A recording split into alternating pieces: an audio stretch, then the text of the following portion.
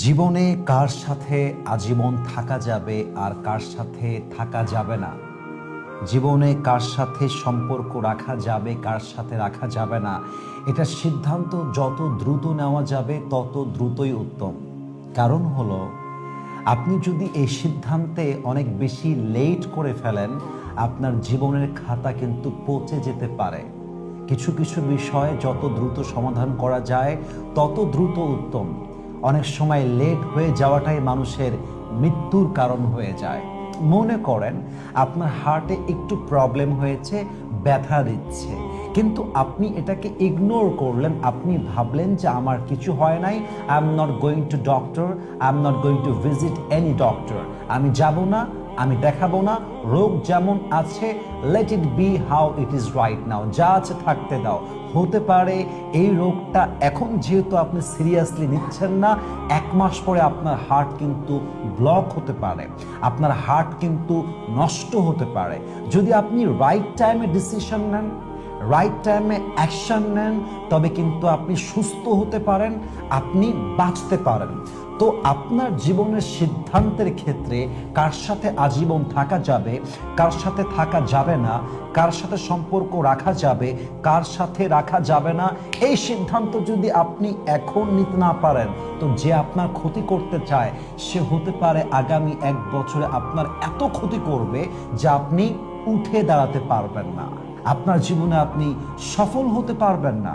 এজন্য কার সাথে থাকা যাবে কার সাথে থাকা যাবে না, এই সিদ্ধান্ত যত দ্রুত নেবেন তত আপনার জীবনে উত্তম কিছু দিবে একজন। বলেন সবাই, তিনি কে?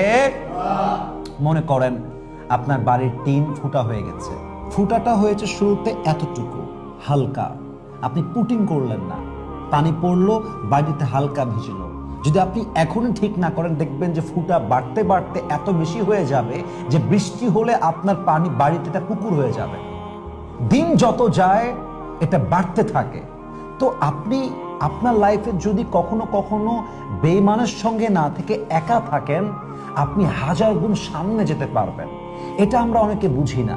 ইভেন অনেক সময় এরকম হয় যে আমার কাছে পার্সোনালি ফিল হয়, এটা আপনারা একমত হবেন, it's not important for you to be agree with me, এটা আপনার উপর আমি ছেড়ে দিলাম।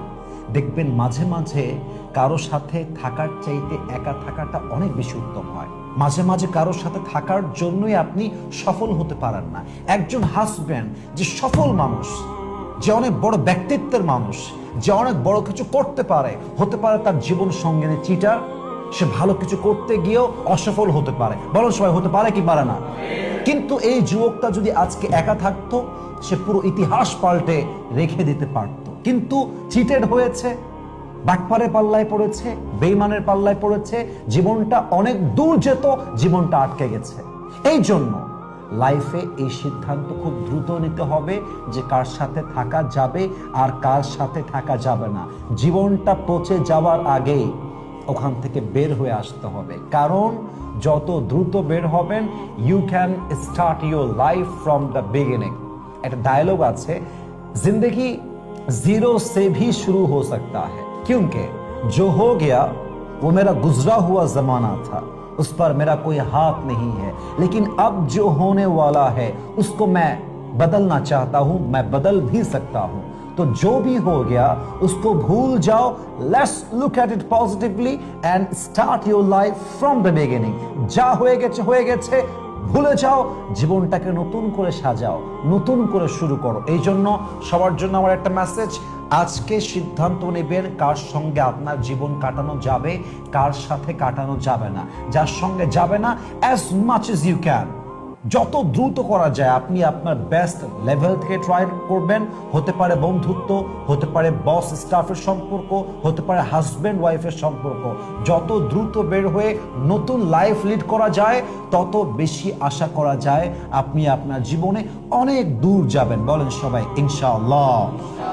আল্লাহ আমাদের সবাইকে মানা বোঝা এবং আমল করার তৌফিক দান করুন। সবাই আমিন।